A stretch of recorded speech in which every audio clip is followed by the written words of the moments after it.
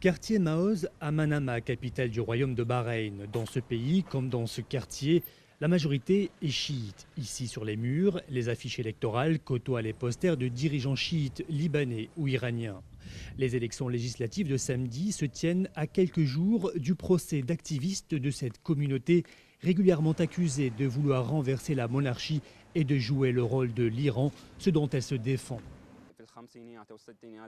Dans les années 50 et 60, le gouvernement parlait déjà de l'ingérence étrangère. Et durant ces années, il disait que Nasser et l'Égypte aidaient l'opposition à Bahreïn. 300 000 Bahreïniens renouvellent samedi leur chambre des députés. Les 40 élus doivent s'accommoder avec un conseil consultatif nommé par le roi et qui peut les censurer. Ce que dénonce l'opposition qui réclame plus d'ouverture politique. Nous attendons le jour où un enfant du peuple, qu'il soit sunnite ou chiite, pourra accéder au poste de Premier ministre. L'opposition a mis en garde contre des risques de fraude et malgré l'absence d'observateurs étrangers, les autorités promettent un scrutin transparent.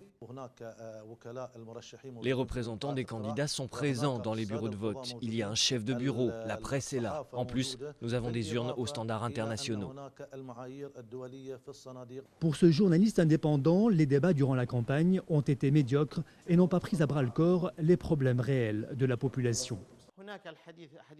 Il y a, et tout le monde en parle, de la corruption dans l'administration, dans l'immobilier. Et il y a aussi une crise du logement. Bahreïn est le seul pays du Golfe à majorité chiite. Il compte près d'1 million d'habitants, dont la moitié sont des travailleurs étrangers. Sa production de pétrole est faible, mais le pays compte redevenir un centre bancaire offshore pour dynamiser son économie.